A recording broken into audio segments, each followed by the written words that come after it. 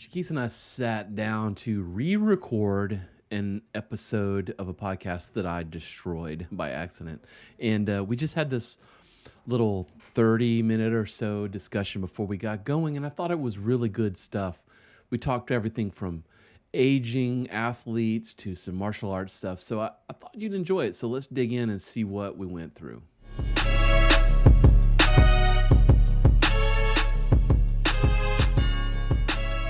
Welcome to the Warrior Mindset Podcast. We're your guide as you make your way through life, getting better 1% every day. We believe that life is lived and true victory won through adversity. Nothing easy is ever worth it. We believe in the warrior ethos and support those that choose to walk that path. Dad, I probably should have been doing it 7 years ago. Yeah. Yeah. What do you do for men over 50? Ugh. I know one thing. I'm gonna take it seriously. You know, You can't eat at all. That's life. That's life.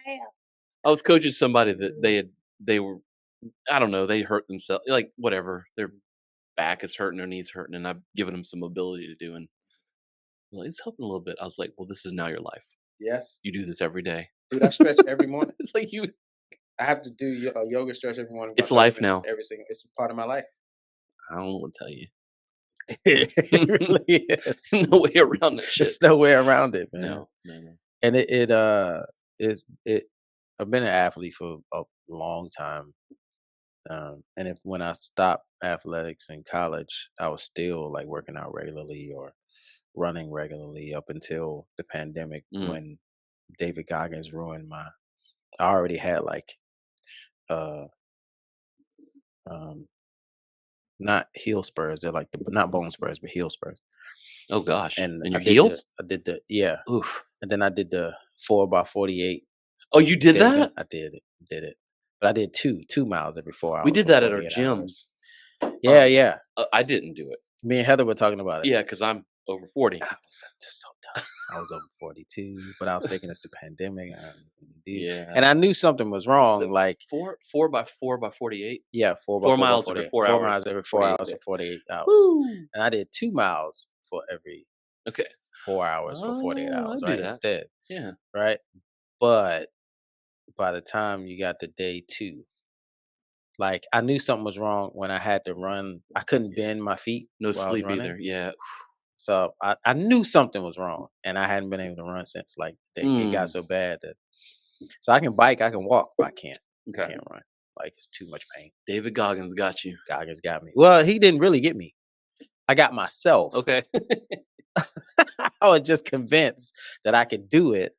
Yeah. And That man there's is. just some things that your body can't do as you age. Mm-hmm. And I was not willing to accept that it couldn't. I was just thinking I'm not working out enough, or I'm not doing the right working out. I'm not doing more. That's what I kept works telling out too myself. much. And what I realized was your body just changes. It does. It does for sure. So you have to change the things that you do. You got to change the way you eat. And I just wasn't taking it seriously until this year. Okay. After I got my colonoscopy exam, I was like, you know what? Let me pick up that old 40 magazine. Yeah. Take a look at it. Yeah, I got to get one of those too. I did. I got a book. Yeah. Nutrition guide and everything. Yeah. It's been helpful. You know what I mean? I work out less, you know. I walk more. And it's really kind of what I was already practicing, just a lesser version of it, which is just movement. It's just got to move. Right. That's really the main thing, you know. Right. So I try to I'm always going to do 3 to 5 miles a day walking every day. That's incredible. You know, I bike sometimes instead of driving, especially if I'm just downtown. And then I work out at least twice a week. You know, it's like a mid, you know, weights with cardio, kind of, you know, basic things, squats, lunges, reverse lunges, you know, basic. You were doing CrossFit pretty good for a while. Oh yeah, man, I've been doing CrossFit for a long time. Like post 40 CrossFit. Yeah, post 40. I was a post 40 CrossFitter. Yeah, hitting it hard Okay. with the 25-year-olds like an idiot, fucking We myself up. we've I've completely changed the programming at the gym from it's still CrossFit, Mhm, uh it's still the CrossFit methodology, mhm. um, When you say random methodology, you mean varied the functional movements at different mhm, times and weights and stuff like that. mhm, But I've removed most of the complex Olympic lifts. I've moved most of mm, the more hardcore gymnastic movements, mm, like the kipping pull-ups and the mm, clean and jerks, snatches, mm, overhead work, mhm. lots of handstand work. I've just removed it Dude. because people were my clientele's kind of half and half. I don't have like a lot of early 20s, but Mm, mostly it's 30, mostly in their 40s and 50s, and just removed it. And I feel like everybody's gotten a lot more healthy that's good. in terms of their movement. I will say, the clean and jerk, the overhead squat, definitely good for balance Hmm. and spine health. My problem was that I was not flexible enough after 40. And so, dude, I couldn't even do an overhead squat. Yeah, Like when we had right, overhead squat day, after I started going back after right. 40, this is 2021. I couldn't even do it. Like Yeah, the bar, I could lift the bar up, but yeah, my arms weren't flexible enough to go out. yeah, right. And it just couldn't. My body could not do the Hmm. movement. Hmm. So I would do like some kind of jerk move, or Hmm. I would do some kind of pull up thing instead, Yeah, because my muscles had gotten so tight from not stretching over the years sure, that sure. my posture had just gotten bad, and I can't lay my arms flat on the ground. I can't put my arms straight up my Yeah, head. So when we have those limitations you do for sure. Yeah, I that do. are more what I had to accept, Yeah, is they're yeah. more common over 40, because your body is breaking down, Hmm. essentially. Hmm. You get up to a point We where have your so many body's miles. like It's like a healthy. I Chevy. think it's like 28, 27, somewhere in that I world. believe that. And then after that, it's a Mhm. constant decline. And it just, the nature of nature. It is. you But know the days of one rep maxes and stuff, I just don't care anymore. no. Oh, hell I no. don't care anymore. But my point with that too is I found that my clientele doesn't care either unless I tell them to care. So Mm. I'd rather them focus on some mobility, rather than Hmm. focus on uh, Yep. athleticism. Yep. I just think athleticism is going to pay off more for you in the long run than an overhead squat It's a fact. flexibility. I just think so. It's true. I could be wrong. I could be I'm wrong. not even Tell saying me in think the so. comments. It's true. Like the key, it's interesting. The other thing that um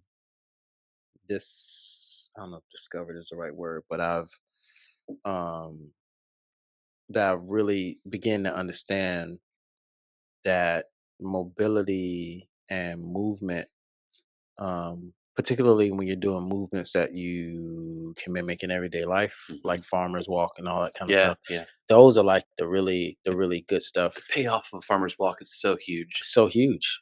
Grip It strength. helps with balance, grip strength. Well, I Your forget grip where I strength was gets reading weak as you get older. that Yeah. that your grip strength is a like number one indicator of your um it's called like aged health. Hmm. So you can be in your 70s but still perform like someone in their 50s, etc. But grip strength is like one of the number one indicators of where you are on that spectrum. Dude, I'm already, like, Yeah, my it's grip crazy, strength is right? already going down. It's crazy. I have to stretch my hands now. I have to like Mhm. flex my hands out, like when I'm doing my yoga poses, because all up in here, like my grip, Yeah, it's pretty and weird. I can feel it even when I'm grabbing things. Mhm. Like I'm like, man, Me too. how did I just drop that? Me too, man. Me too. I've I've done martial arts for forever, and I've done jujitsu. Probably personally, my own personal movement practice is probably more jujitsu than anything else for the Mm. past couple of years. And yeah, my grip strength is like if I'm rolling with a younger person, I'm like, oh, I am weak. Like, but I'm Yeah. usually the biggest, strongest guy. See that part right there? Usually, Yeah, that's the part but that but quickly I am I not. I'm had like, to get adjusted to. "Ooh, I've always been. Well, first I'm light. So I have to say that Mm. I'm super light. So pull-ups and push-ups and all that was always So really easy for me. it's your I was the wheelhouse. CrossFit guy that, hunted pull-ups. Got you. I'm in the pull-up competition. Whether we're doing kipping or regular Gotcha. pull-ups, I got you. Got you. But as my body got older and my body got tighter, mainly from a lot of not stretching as I'm supposed to, Right. um, that's when I started really feeling the difference. And I remember that last year at CrossFit, and I'm doing like my regular thing. I'm like, yeah, man, I'll do, what you want to do? Want me to get in the pull up competition? I got you. You guys know I'm gonna kill it. And like, um, I remember my coach kept telling me my posture was bad. Mm. I was like, what do you mean? Like, I'm killing it. He was like, yeah, but he was like, your arms are like Well, then, rounded this yeah, way. right. You should be rounded that way. And I'm like, oh shit, I can't. Yeah. Like I'm on the bar and I'm Yeah. like, I You- can't yeah. even, like I would flex out and then try to pull up and I'm stuck. Yeah, run out of I was strength. like, Right. oh shit, Right. I can't. I was Right. like, you're right. And I was like, oh man. Yeah. I'm getting older. Shit. That part, like my mind is like usually, Yeah, it's not quite caught up. hadn't caught up, but Well, my body's like, how did you discover Goggins? How did I Like discover? you said you did 4x4 by 48. I mean, how do you go from, Hmm. how do you get into that? It might have been the pandemic. Okay. I Just don't remember how I discovered them. looking shit up online? It might have been social media. Okay. I mean, it's don't pretty know. huge. It might have been, but this was around the pandemic, and when Okay. I know it was around the pandemic, and Yeah, it was 2020. I think they did the 4x4 by 48. yep, that was Or 2020. 21. That was definitely 2020 because Yeah. I was at home, Yeah, somewhere in there. and literally like at home, and I was working out a lot during the pandemic because I was just trying to stay active. Yeah. And that's when I really started like buying like weights for the house and all Yeah. that kind of stuff. It was around that time too. If you could find them. Yeah. And weird. yeah, it was around that time and I was running a lot during that time too. And so I think I can't remember if it was social media or the book Okay. first. Can't hurt me. Yeah. But I ended up reading the book during the pandemic too. What a crazy story. And that's what sold me. I was like, oh man, this guy. And the thing that I'm a huge Goggins fan. Okay. And I'm a huge Goggins fan, not because of the excessive working out. I'm a huge Goggins fan because of his understanding of callousing your mind. Mm. Like that to me is the message. Yeah. The exercising It part, is. that's cool. Yeah. Right? If you want to be crazy Goggins guy and ruin your heels like I did, you can do that. But that's not I don't think that's a sustainable part. I don't even think that's like the core of the message. I think the core of the message is the callous in your mind part. Because the truth is, whether you are in the psychology or therapy or whatever it is, the mind is really where the battlefield is. Yeah. And our brains, while they are genius, they also are our own worst enemy.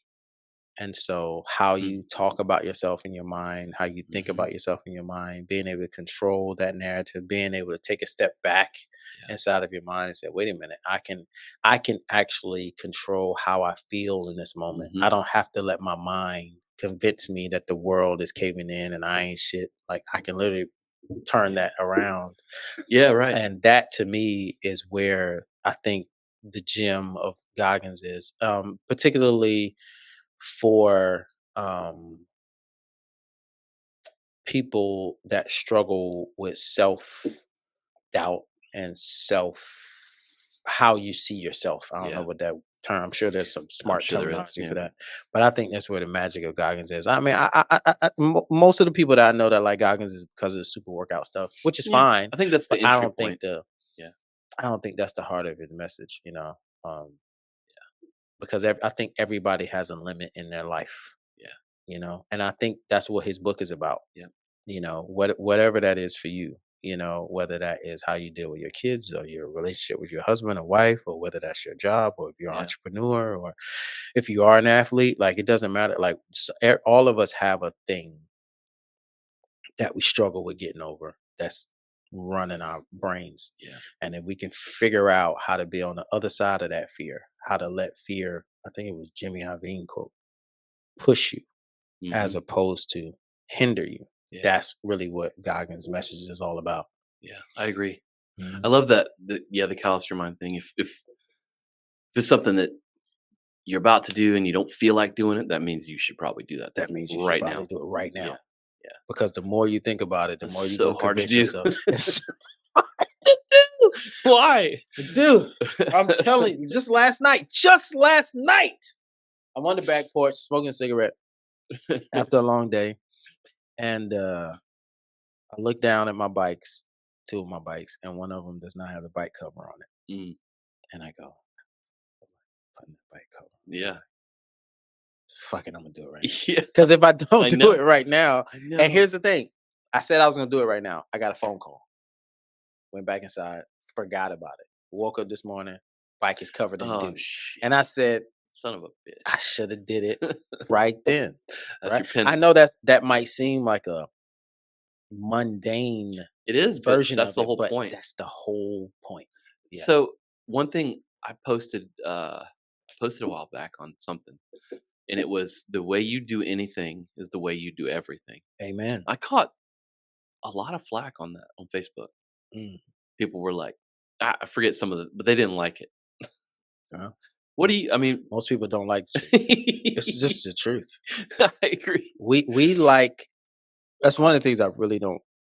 I think is dangerous in the social media era. Is how we deal with truth.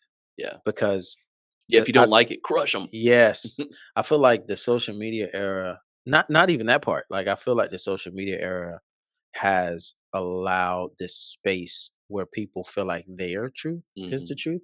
Man, yeah. But your truth is just a part of the truth. Yeah. Right? Because you have your truth, then you have the person's truth that was involved with you. They have their truth. Right. Then you have what actually happened, right? It's way more nuanced. And people, I find, and this is going back to Goggins and Callous in Your Mind, your truth, it lets you off the hook. Oh, yeah. You see? Especially when it's doing something you don't want to do. Or when it's something that you did. That too. You'll turn it into, well, the way I feel. Rationalize everything. This is my truth. And you'll put it in that space. Yeah. But that space is limiting it to reality being only how you see it. Yeah. And that's not how reality works. That's reality is 3-dimensional. It's not 2-dimensional. It's definitely not 1-dimensional. And I think so that point that you made, I think about, you're basically saying you are your habits, right? You believe that? Yes. Yeah, I do too. And it's funny, you being in the martial arts, me being a former athlete, coaches used to tell me that all the time, and it was so true. Yeah. Like if you keep doing that layup wrong, that's what you're going to do in the game, and 100% of the time. Yeah. If I constantly worked on my left hand layup, and I kept doing it that way, it would magically show up in the game, and I'd be like, "Oh shit!" I used to think it was like a Mr. Miyagi thing, but it's not. It's a habit thing. It's a habit thing. I tell people that all the time. So in karate, we have white, yellow, orange, blue, green, brown, three levels of brown and black. Right around orange and blue, I start tweaking things. Like, don't hold your hand like this, hold it like whatever it is. And I will say that's a bad habit that if you keep doing it, it's going to haunt you. You try to fix it between brown and black belt. Let's fix it now between orange and blue belt, or from the beginning if we can. But so much shit to learn. Like, and sometimes people look at me like, "What in the hell are you talking about?" Habit, like. But then after a while, they start to get it, and they're like, "Ooh, I see." Because now I can't stop myself from doing it. And it now you're having a battle. And what I love about that approach that you're taking is you're giving people. Excuse me. Ooh, you might want to cut that burp. Coffee burp. You're giving people something that they can apply to their everyday lives. Because if you can understand what Gene is saying, what you're saying, pull it out. You'll pull that into how you deal with your kids. You'll pull that into how you deal with challenges. One of the big things for me is really starting to understand that building habits is a thing you can do. you have control. Going back to Takes work. Goggins, Takes work. it But takes yeah. work, but no different do. than a coach constantly Mhm. telling you your hand this way instead of this way. Mhm. That it takes work to constantly practice it. Mhm. For me, one of the things that I've really been practicing this year that I'm finally starting to see results in is not letting my emotions get the best of me when something bad happens. Yeah. That was always a trigger for me. Like just the other Me day, too. Man, I've shit. seen progress because I got a letter from the IRS. Somehow they found a $5,000 mistake on my taxes from 2014. They always will. I was like, what the fuck? And so immediately I was like, oh man, and then I was like, Mhm. I need to call the IRS and figure out what's going on. Yeah. Right. Normally that would Add fuck it to up. my pile. Yeah. Normally that would shut me down for like an hour Yeah. because I An would just hour. be That would shut me so down for a week. You are definitely better than I am. I would be so pissed. You know what I mean? I'd be like, I got smoke a cigarette. I got I'd be throwing shot. shit around the yard. Yeah. Yes. I'd be like, man, why? Because I would have this mental thing like, how come every time I go 2 steps, it's 1 step? It's like And you every fucking day, and then I'm failure. shouting at the heavens, and yeah, dude, I have that bad, Mhm. and I have been literally, physically, in my mind, stopping myself and working on it, working on it, working That's on awesome. it, and that was the first time I saw like, um, you know, I think going to therapy also helped me flex that muscle too, Mm. and help me understand that I have me personally, I have a guilt thing. If I'm not doing things right, I guilt myself into not being the person that I'm saying that I am, Mm. and then that turns me into this kind of depressive like state Yeah. where I get mad at myself. Or I feel like I'm not shit or something like that. And the point that I'm trying to make though is that that muscle, the only way I was able to, for me, to get some progress there was to practice it, was Mm. to listen to no different than listening to Mm. your coach Mm. and constantly, constantly, constantly practice it until you start seeing the results. Yeah. And so, yeah, you are definitely your habits. Yeah. What I've discovered personally, and I'm not saying this is for you, but personally for me, it's my ego. Oh, man. And so Yes. I would totally respond that way to a $5,000 ding from the IRS.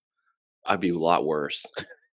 But I am, I think, wise enough in my early 50s to understand that it's my ego, Yeah. and my ego got bruised, and that's why I'm responding this way. Now I haven't gotten to the point where, oh, that's what it is. Stop acting like an asshole. What I do is I go, oh, it's my ego. Fuck my ego. Even more mad. Like even more mad at myself.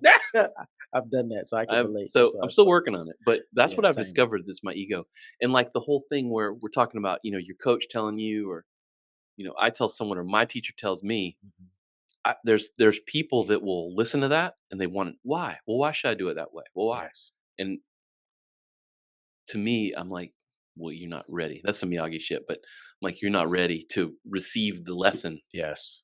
because you're in that point where your ego needs to know why. Instead Yes. of shut the fuck up Mhm. and hold your hand like that. Man, that takes Just practice. yeah, but that's harder. It's hard. That's hard to do. It's very difficult to do, particularly when you're dealing with people like me that spent so much time raising themselves. Mhm. Mhm.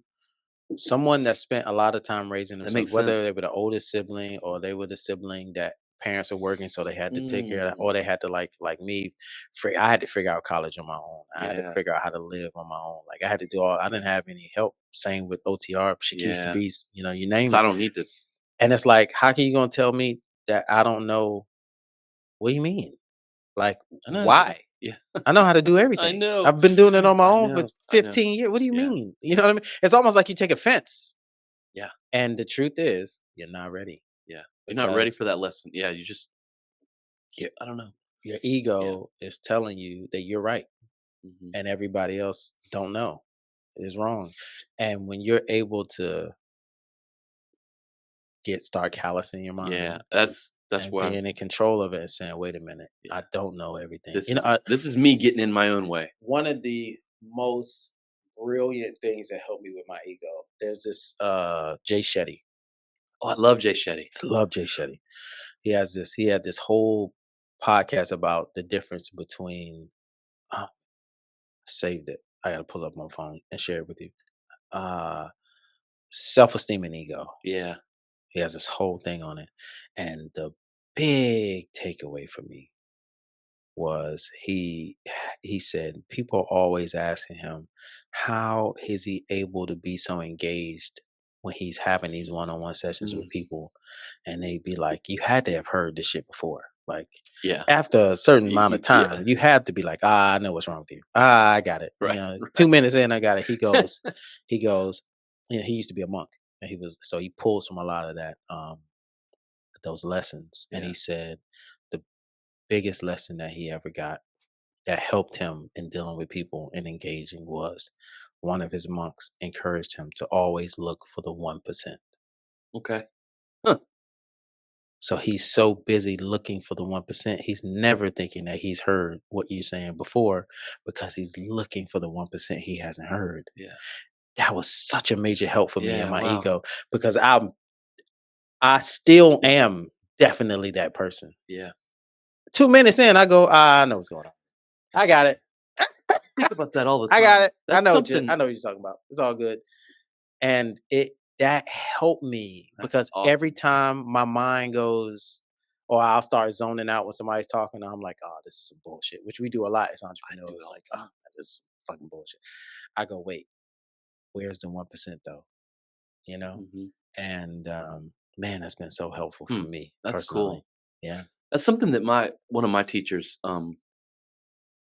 they've kind of preached, and I tried to embrace it this year. Probably failed miserably, but he says that when because we're talking about, like, martial arts, and there's a large, I don't know if you know this, but the South Carolina, North Carolina is rich in martial art history. Really? Some of the richest in the country. Wow. North and South Carolina, Texas, probably West Coast, obviously, because of Los Angeles making movies and stuff. But lots of rich history here. There's a buddy of mine that has a martial arts movie doc about a black martial artist out of North Carolina. The Black Dragon is what it's called. But anyway, go ahead. There's a whole bunch of people but they're all getting older. They're all in their late 70s and stuff, and Yeah. we're starting to lose them. And so he always says, like, when I'm in the room with these old guys, I just shut my mouth and I listen and I try to absorb absolutely everything they're saying. I'm like, man, like that's an extreme example, because we're going to lose these people and their lessons Yes. are going to be gone. Yeah. But I've tried to challenge myself this year to just listen more. Mhm. How often do you, like, you're just listening to respond? You know what I mean? I'm talking about callous in your mind. I mean, I'm trying to, like, I'm trying to focus on that.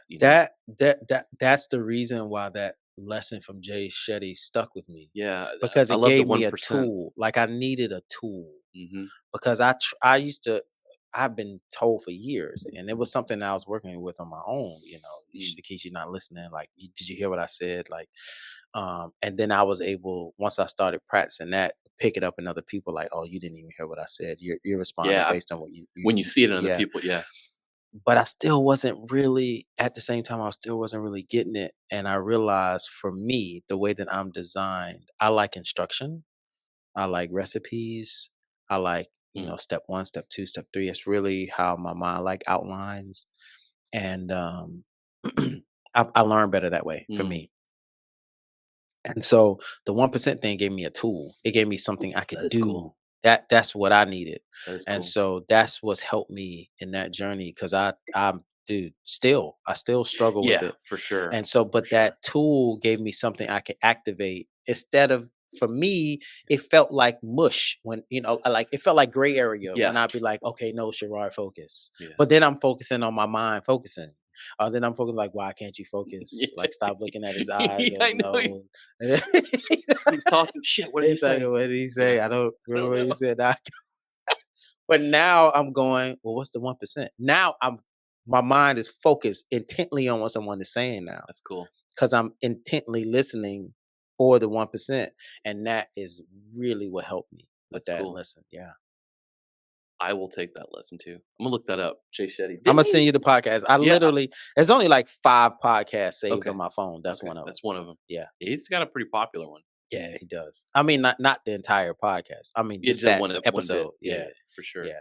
Yeah. I've got his book on audiobook. I haven't finished it yet. Yeah, I do too. I haven't finished it yet. Tell me the one on love. Something like that. Yeah, I Yeah. haven't finished it yet. It's all right. Um, I wasn't crazy about it. Sometimes they hit, sometimes they don't. Yeah, sometimes they hit, sometimes they don't, man. It's all good. Yeah.